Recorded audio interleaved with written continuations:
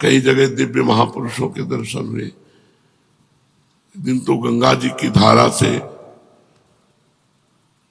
12-1 का समय होगा, जंगल ऐसे खंडहर बारंडा था, उसमें पड़े थे। देखा सामने से, पहले तो भारी सुगंध आई, मतलब ऐसी हमने कहीं सुगंध सृष्टि में देखी ही नहीं। फिर देखा गंगा की धारा से प्रकट हो रहे और हमारी तरफ आ, हम जैसे जैसे वो आते जा रहे वैसे वैसे जड़ होते जा रहे हैं। हमारा शरीर हिल नहीं सकता, बिल्कुल जड़ता भाव एकदम। ज्ञान पूरा है, चेतना पूरी है, हिल नहीं सकते।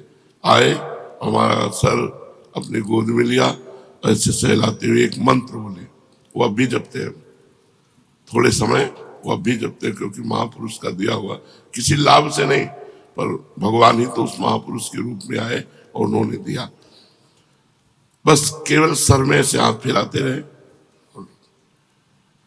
कई ऐसे महापुरुषों के जो बड़े ही दिव्य, तो अपने आप आपको संतों का सानिध्य मिल जाएगा यदि अहंकार रहित और भोग, इंद्रियों के जो भोगे जाते हैं इनका त्याग, ये 2 बातें जरूरी है। कबीरदास जी कहते हैं, चदरिया जैसी की तैसी धरि दीनी, अपनी सुधा निधि में लिखा हुआ है, धरोहर की तरह ये शरीर गंदा ना होने पाए। आप लोग बड़े भाग्यशाली हैं जो आपको वैराग्य मार्ग मिला है, कोई छोटी मोटी बात नहीं है। अब जरूरत बस 2 बातों की है, ना तो साधन का ना संपत्ति का अहंकार ना हो, और किसी भी इंद्रिय का शास्त्र विरुद्ध भोग ना हो, तो आपके ऊपर अपने आप कृपा बरसती चली जाएगी। वैसे भगवान की कृपा अहेतुकी है, वो दीन पामर विषयी पुरुषों पर भी बरसती है, पर संतों की कृपा विशेष उन्हीं पर होती है। इसीलिए एक जगह और भागवत में लिखा हुआ है कि जो धन संपत्ति रहित दरिद्र है उस पर महापुरुषों की विशेष कृपा होती है। इसलिए भगवान ये अहंकार नष्ट कर देते हैं। हमारा कुछ है तो जब पता लगाए अंदर, तो इष्ट गुरु के सिवा कुछ नहीं हमारे पास, भगवान के सिवा कुछ नहीं, प्रियालाल के सिवा कुछ नहीं, तब विशेष कृपा प्राप्त होती है। महत्संगस्त दुर्लभो अगम्यो अमोघश्च, निश्चित भगवत प्राप्ति हो जाएगी। दर्शन मात्र से, श्रवण मात्र से, स्पर्श मात्र से, संकल्प मात्र से कई तरह से महापुरुष भगवत प्राप्ति कराते हैं। दर्शन मात्र, एक बार दर्शन जैसे भगवान का हुआ, मायामल का नाश हो गया। एक बार आत्म साक्षात्कार का जो भाव लिए हुए महापुरुष हैं, एक बार उनका दर्शन हुआ, अब हमारे मायामल का नाश। अब धीरे धीरे हमारी उन्नति आध्यात्मिक शुरू हो जाएगी।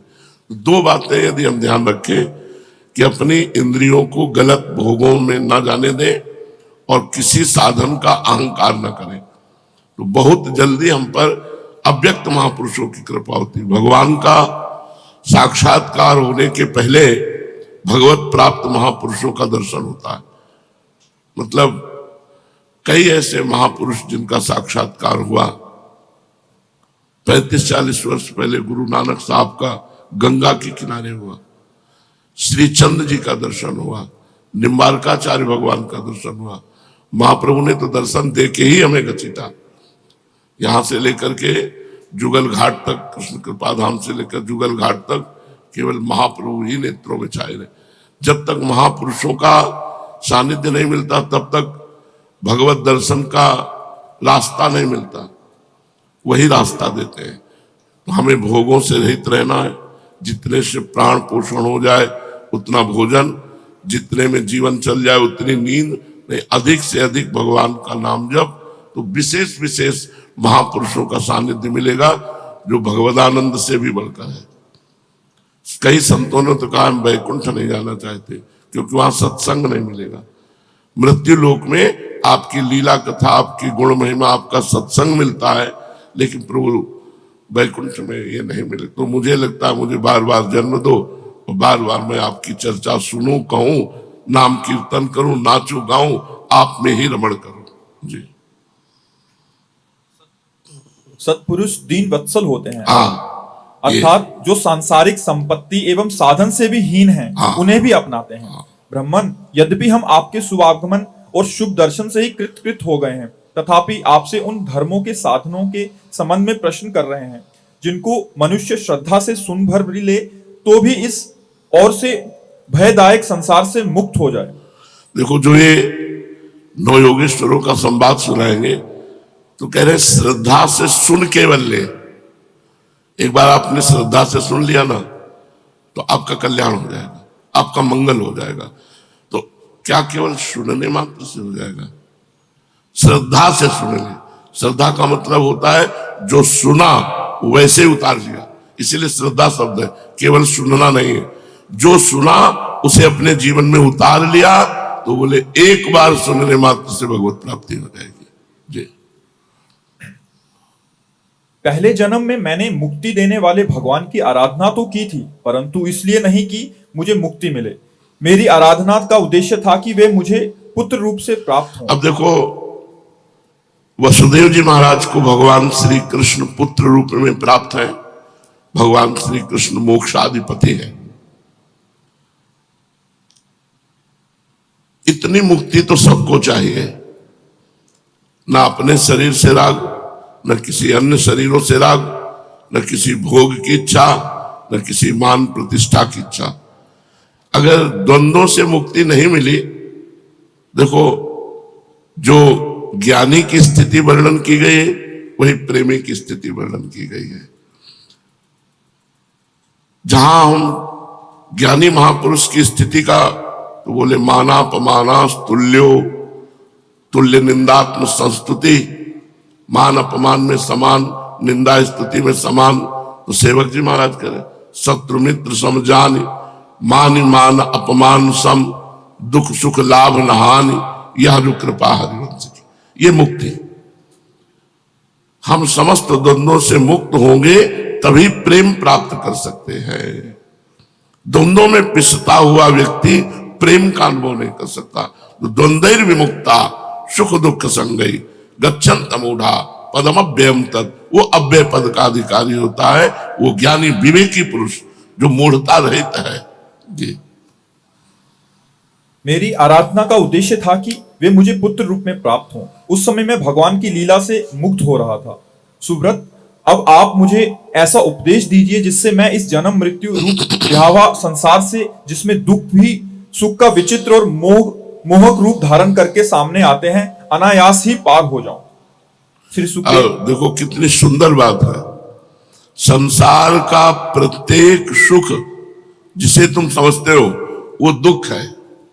टोटल दुखालयम अशाश्वतम। किसी भी इंद्री का संयोग जो तुम्हें सुख लग रहा है, तुम समझते नहीं, ये भगवान की माया के प्रभाव से लग रहा है। वस्तुतः देखो, वसुदेव जी कह रहे हैं वो दुख रूप है और भगवान भी कह रहे हैं दुखालयम। तो हमें चाहिए जब हमारी इंद्रियां गलत चेष्टा, गलत मार्ग, गलत भोगों की इच्छा करें, उसी समय उनका दमन करें। इंद्रियों का दमन कैसे किया जाता है? नाम जब चल रहा है और बार बार वो हमारे अंदर इच्छा प्रकट हो रही, उस इच्छा को बार बार हटा रहा है। नाम जब चल रहा, माना ही नहीं अंत तक उस इच्छा को, तो वो इच्छा नष्ट हो जाएगी। वो 10 बार 100 बार मन पेश करेगा, हमें मानना ही नहीं। एक बार की बात कैकेयी जी ने हटा दी। मंथरा से कहा अगर दोबारा बोली तो तुम्हारी जबान काट लूंगी। जैसे दोनों आंखें व्यक्ति को प्रिय होती है, ऐसे मुझे भरत और राम प्रिय है। लेकिन जब दोबारा बोली तो कैकेयी जी काट नहीं पाई और उस बात को स्वीकार कर लिया। ये मन मंथरा की तरह सलाह देता रहेगा, आपको प्रपंच में फंसाता रहेगा। आपको काटना होगा भजन बल से। अगर आपका भजन नहीं चल रहा तो जो चल रहा है उसी का मनन हो रहा है, वो सब गंदा हो रहा है। आपको भगवदानंद का अनुभव नहीं हो रहा, उसका कारण है मन का विषयों का स्फुरण। जब तक ये बंद नहीं होगा, स्फुरण भी नहीं होता। ऐसा नहीं होता कि मन भूत भविष्य का चिंतन कर रहा है या भोगों का स्फुरण, कुछ नहीं, शांत जो चला रहे हो वही चल रहा है। पर ये आज थोड़ी चलेगा। अभ्यास योग युक्तेन चेतसा नान्यगामिना, जब हम बहुत अभ्यास करेंगे तब हमारे अंदर ये स्थिति आएगी कि शांत एकदम, बोलने का इच्छा नहीं, खाने की इच्छा नहीं, सोने की इच्छा नहीं, मिलने की इच्छा का नाश ही मोक्ष है, इच्छा ही बंधन है। सकल कामनाहीन जे राम भगति रसलीन, जाहि न चाही कबो कछु, चाहना ही इच्छा ही यही बंधन है, यही भगवत विमुखता है। उत्तम बात है इच्छाओं का भगवान के चरणों में समर्पण कर देना। और कर पावे न कर पावे, आप तो वृंदावन वासी, विरक्त मार्ग भगवत उपासी, चाहे भले गृहस्थ हो लेकिन यहाँ सब विरक्त है क्योंकि सब प्रियालाल के लिए आए हुए हैं। जी सुब्रत, अब आप मुझे ऐसा उपदेश दीजिए जिससे मैं इस जन्म मृत्यु रूप भयावह संसार से, जिसमें दुख भी सुख का विचित्र और मोहक रूप से धारण करके सामने आते हैं, अनायास ही पार हो जाऊं। श्री सुखदेव जी कहते हैं, राजन, बुद्धिमान वसुदेव जी ने भगवान के स्वरूप और गुण आदि के श्रवण के अभिप्राय से ही ये प्रश्न किया था। देवऋषि नारद उनका प्रश्न सुनकर भगवान के अचिंत्य अनंत कल्याणमय गुणों के स्मरण में तन्मय हो गए और प्रेम एवं आनंद में भरकर वसुदेव जी से बोले। नारद जी ने कहा, यदुवंश शिरोमणे, तुम्हारा ये निश्चय बहुत ही सुंदर है, क्योंकि ये भागवत धर्म के संबंध में है, जो सारे विश्व को जीवन दान देने वाला है, पवित्र करने वाला है। वसुदेव जी, ये भागवत धर्म एक ऐसी वस्तु है जिसे कानों से सुनने, वाणी से उच्चारण करने, चित्त से स्मरण करने, हृदय से स्वीकार करने या कोई इसका पालन करने जा रहा हो तो उसका अनुमोदन करने से ही मनुष्य उसी क्षण पवित्र हो जाता है, चाहे वो भगवान का एवं सारे संसार का द्रोही ही क्यों ना हो। कितनी बड़ी बात कह दी। भगवत द्रोही भी हो, विश्व द्रोही भी हो, अगर भागवत धर्म को श्रवण कर ले और कहीं पालन कर ले तो क्या करना है? अगर पालन कर ले तो और कुछ करना नहीं, वो भगवत प्राप्त हो जाएगा। और भागवत धर्म कोई कठिन वस्तु नहीं है। भागवत धर्म किसे कहते हैं अभी वर्णन करते हैं। जिनके गुण, लीला और नाम आदि का श्रवण तथा कीर्तन पतितों को भी पावन करने वाला है, उन्हें परम कल्याण स्वरूप मेरे आराध्य देव भगवान नारायण का तुमने आज मुझे स्मरण कराया है। वसुदेव जी, अब देखो, तो अभी तक नारद जी क्या विस्मरण में थे क्या? नवम जब हम भगवत चर्चा सुनते हैं, जब भगवान की आप कोई बात करते हैं तो ऐसा लगता है कि मुझे अब स्मृति आई, जबकि इस स्मृति में ही डूबे हैं। नवम जैसे कुछ लोग कहते हैं कि मंत्र जपते हुए थकान लगती है, नाम जप करते हुए थकान महसूस होती है, पाप, अभी पाप है। नहीं, तुमसे सही कहते हैं, जलन महसूस होती है कि अभी वो भजन नहीं हो रहा, हाय हाय मचता है कि फिर रात आ गई, फिर दिन आ गया, अभी वो भजन नहीं हो रहा जो होना चाहिए।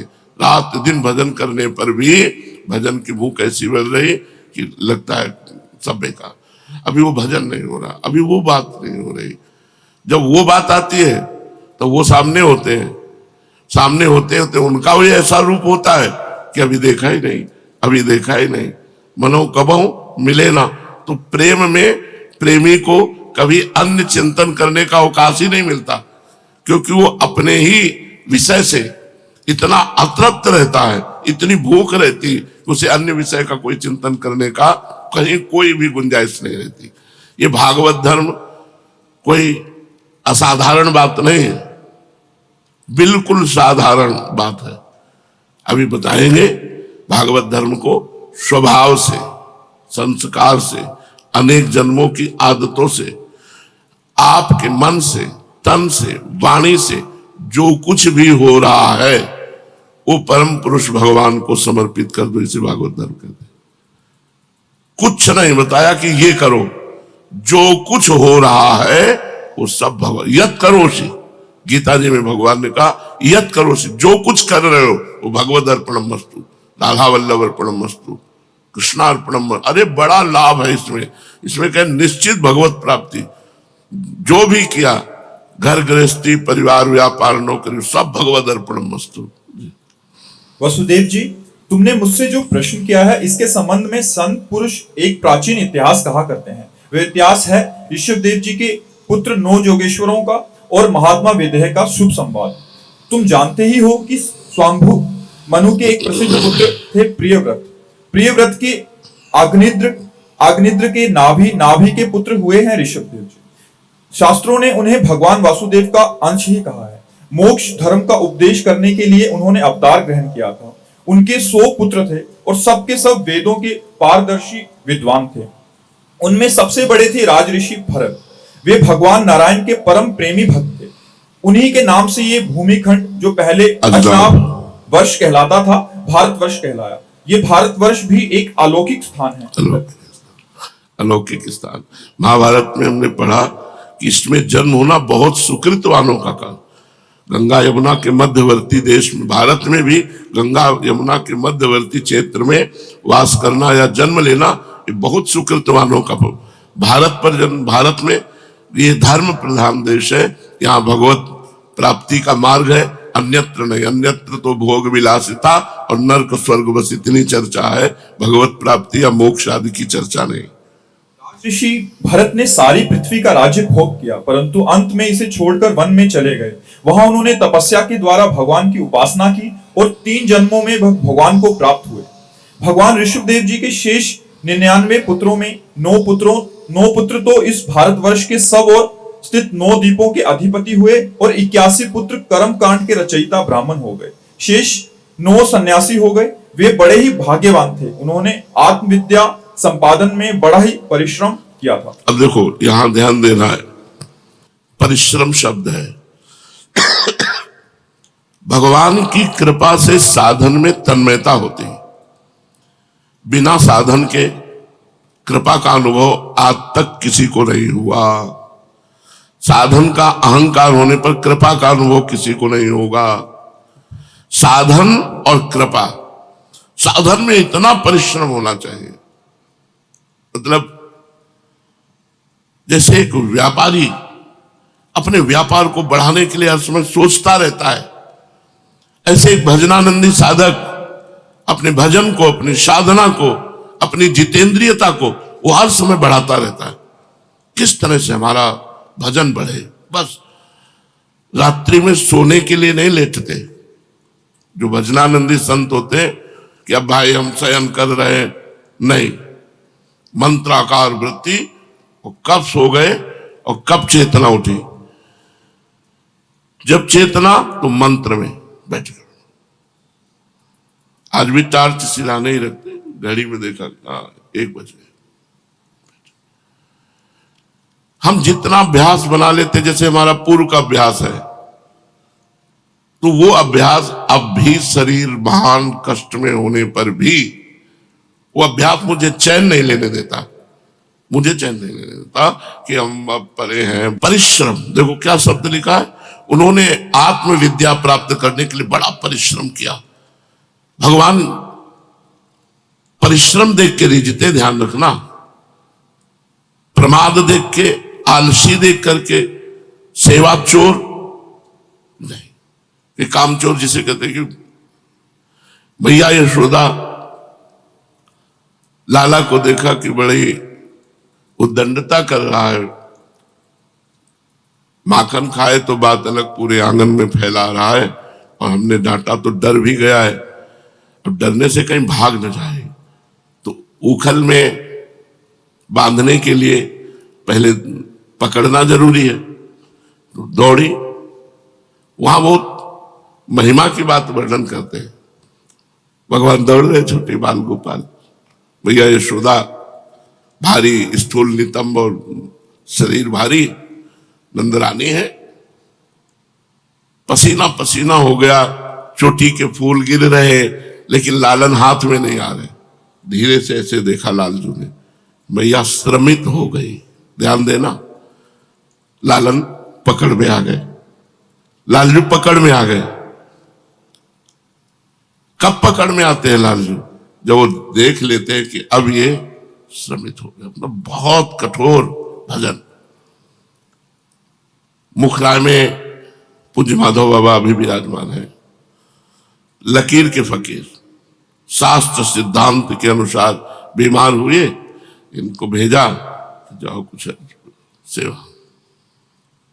मुखराय के ब्रजवासी जो कर देंगे कर दे। कठोर नियमों का पालन करते हुए अपने भजन की सुरक्षा, भजन की वृद्धि और भगवत प्राप्ति के लिए। और ये आज से नहीं, 20 वर्ष से देख रहे हैं बाबा का एक ही नियम, मुखराय से जो रोटी आ गई, मुखराय से जो दवा व्यवस्था हो गई, प्रणाम करो आप, तुमको बुरा लगेगा। मान, कीर्ति, ये सब जहर है जो लिखा है, महापुरुषों ने वैसा प्रयोग करके दिखाया है। हमारे को एक अवसर में दिया है भगवान ने, सच्ची मानिए, पर माया भजन नहीं करने देती, प्रपंच में लगा करके उस समय को नष्ट करती है। उसका काम है ऐसी बात डाल देना आपकी खोपड़ी खराब हो जाए, ऐसा कोई क्रिया बन जाना जिससे आप पश्चाताप में जले, वो यही करती रहती है। भजन कब होता है? आनंद की उमंग आ रही, मंत्र चल रहा, नाम चल रहा है, आंसू बह रहे, भगवान की झांकी आ रही, एकांत में लोटपोट हो रहा, ये भजन है। ये कब? बोले अध्यात्म विद्या में बड़ा परिश्रम किया, बड़ा परिश्रम।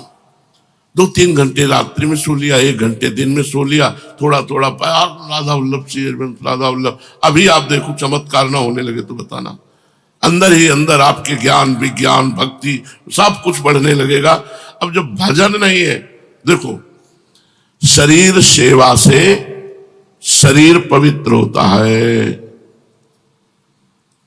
हमारी बात को अन्यथा मत ले जाना कि तो शरीर सेवा, जो हमारी शरीर शुद्धि है वो सेवा से होती है, लेकिन मन शुद्धि सुमिरन से होती है। शरीर पवित्र है और मन अपवित्र है तो गंदे विचार फेंकता रहेगा अंदर। मन को पवित्र करने के लिए सुमिरन अत्यंत आवश्यक है। यदि सुमिरन नहीं तो मतलब फिर बात बनी नहीं। जैसे कोई भी पंछी आकाश में उड़ेगा तो 2 पंखों से उड़ेगा, ऐसे सेवा और सुमिरन ये हमारे पंख हैं जिनके द्वारा हम भगवत प्राप्ति करते हैं। केवल सुमिरन में बैठे रहे तो शरीर निर्वाह नहीं होगा। बड़े बड़े सिद्धों को भी हमने देखा है हाथ पैर हिलाते हुए। तो हम शरीर से सेवा और मन से निरंतर भजन और भोगों का संपूर्ण त्याग, यही परिश्रम है। बोले बड़े परिश्रम से अध्यात्म विद्या प्राप्त की। तो जब तक हम आलसी, प्रमादी, भोगी, तो फिर भगवान के मार्ग के पथिक कैसे बनेंगे? हमको चाहिए बिल्कुल जान की बाजी लगा दे, जीवित मर जाए उलट आप में समाए, यह दिलगीरी है।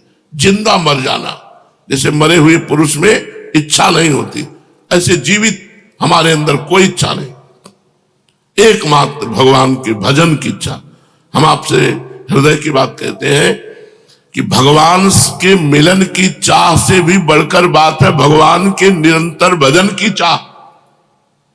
महापुरुषों से जो पकड़ा गया, भगवान से भी प्रिय बात है भगवान का नाम प्रिय लगना, और भगवान के मिलन से भी बढ़कर बात है भगवान का निरंतर भजन की चाह होना।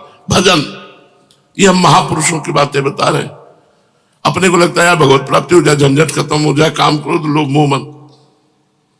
भगवत प्राप्ति अक्रूर जी को हुई, उसे मंतक मणि लेकर के चले गए काशी, भगवान से दूर।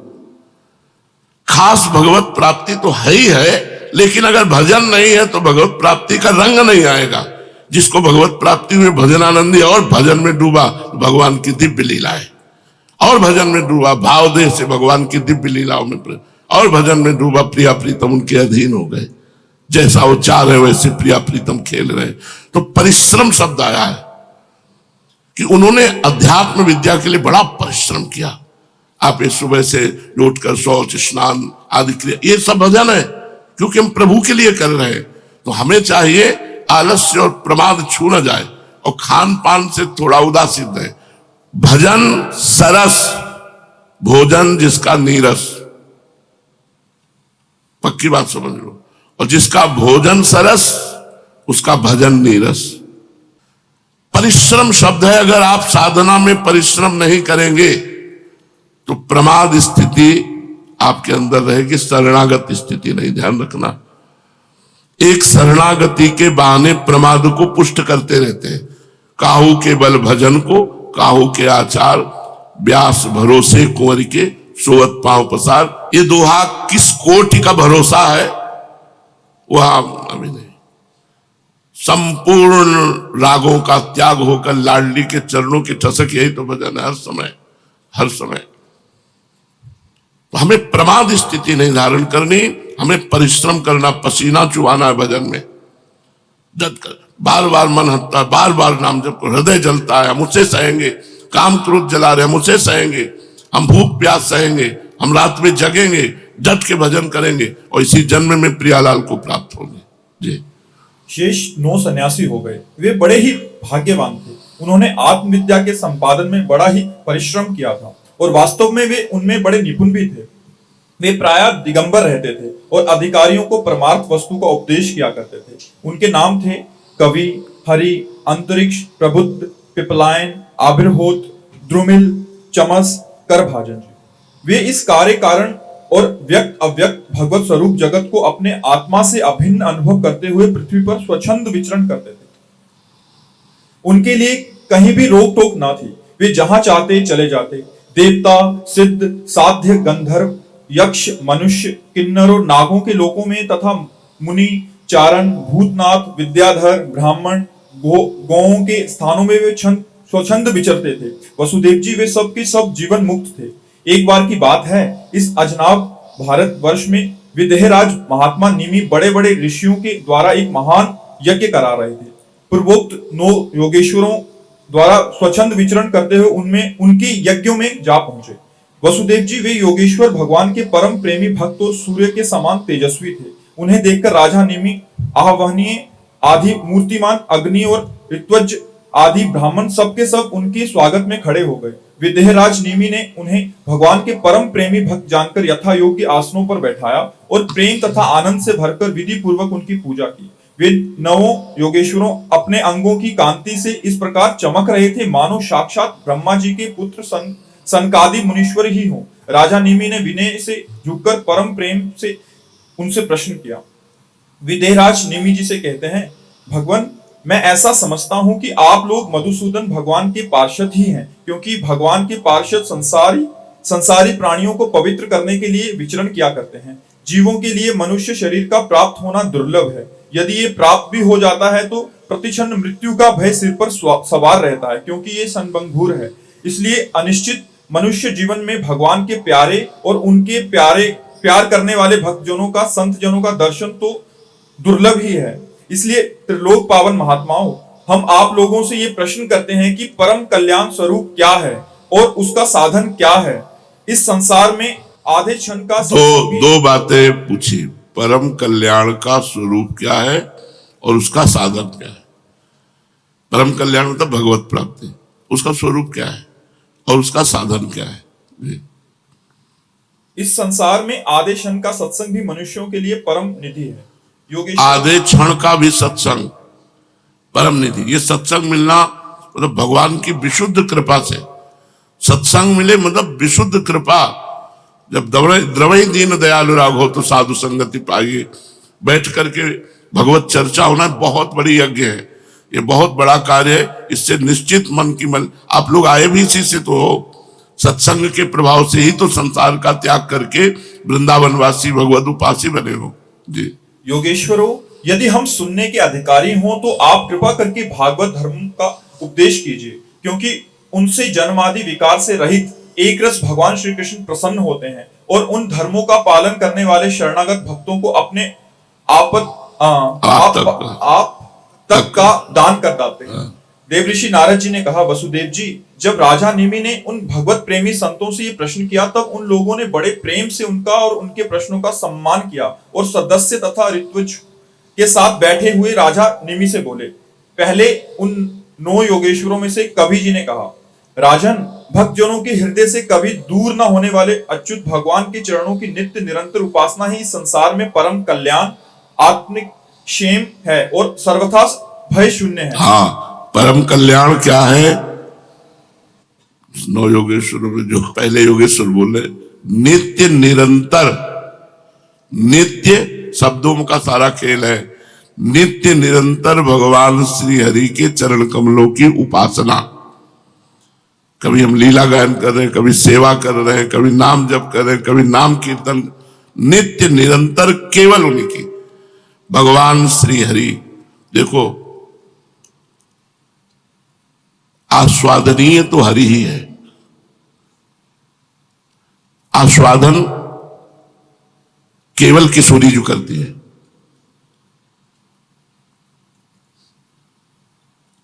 आस्वादन केवल किशोरी जो करती है श्री कृष्ण का, दूसरे की सामर्थ्य नहीं। अगर कोई आस्वादन कर पाया तो किशोरी जी की कृपा से श्री कृष्ण का आस्वादन कर पाया। जैसे अपने ही आत्मानंद का रसास्वादन करने के लिए श्री कृष्ण ने राधा रूप धारण किया, अपने ही आत्मानंद का रसास्वादन करने के लिए। तो अब आपको समझ में आ रहा है। और हम कह रहे हैं किशोरी जी ही ऐसी कृपा करें तो श्री कृष्णानंद भगवदानंद की अनुभूति, श्री कृष्ण का रसास्वादन नहीं कर पाया कोई आज तक। अगाध रस समुद्र है, उनका रसास्वादन केवल किशोरी जी ही कर, और अगर कोई कर पाया तो किशोरी जी के कृपा भाव से ही कर पाया। यत्पाद पद्म नख चंद्रमणि छटाया विस्फुरितम किमपि गोपवधू स्वदर्शी पूर्णानुराग रस सागर सार मूर्ति साराधिका मई कदापि कृपाम करोति। राधा दास मपास्य यह प्रेतते गोविंद संगासया सोयम पूर्ण सुधा रुचे परिचयम राकाम विना कांक्षते। अगर राधा चरणों का दास्य नहीं है, श्री जी के चरणों की उपासना नहीं है, तो गोविंद का सम्यक रूप से रसास्वादन नहीं किया जा सकता। जैसे पूर्ण चंद्र का दर्शन पूर्णिमा के बिना नहीं हो सकता, ऐसे किशोरी जी के बिना परमात्मा तत्व का अनुभव नहीं हो सकता। जो हमारे परमात्मा है रसघन मोहन मूर्ति। अरे आप इनको साधारण समझते क्या? क्यों दृष्टैव चंपक लते चमत्कृतांगिं, देखते ही चंपक लता की तरह चमत्कृत हो जाती है लाडली जू। ऐसे लालजू सुंदर है, ऐसे लालजू का रसास्वादन तो सिर्फ लाडली जू जैसे आत्मानंद का रसास्वादन करने के लिए भगवान राधा रूप हुए। प्रभु ही तो राधा रूप हुए, प्रभु के हृदय का आह्लादी तो राधा है। तो हम लोगों को तो बहुत बढ़िया मार्ग मिल गया। अगर राधा दास से नहीं है तो मोहन का स्वादन नहीं, और राधा दास से जो है वो मोहना स्वादिते स्वयं राधा दास का रसास्वादन पर ब्रह्म परमात्मा रसघन मोहन मूर्ति श्री लालजू महाराज करते हैं। तो श्री जी के चरणों का आश्रय लेकर निरंतर हरि की नित्य निरंतर उपासना, यही परम कल्याण का स्वरूप है। नव योगेश्वरों ने बताया नित्य निरंतर भगवान श्री हरि के चरण कमलों की उपासना ही परम कल्याण है। ये श्रेय है, यही श्रेय है।